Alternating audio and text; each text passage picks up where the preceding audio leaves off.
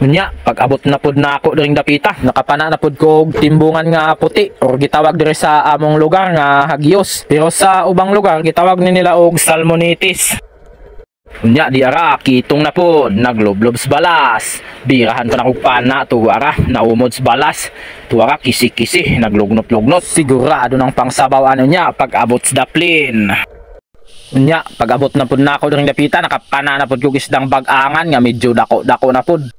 Ni sa mga 2 kilo siguro. Wala lang na ako ma-videoy pagpana ng isda kay gidali-dali na kog tira basig makaikyas pa. Kaming mga mamanaay ba di og makapana may ngani kadako, ingani ka mamaw ba. Lipay na kay sure na ang pang palit og tuba na pampalit og bugas ba.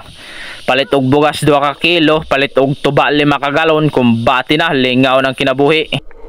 Mao ni siya ang klase sa talakitok nga grabe ka idlas. Kung makaiwag ka ni tagbaw pa kagukod-gukod bago nimo siya mapanaan.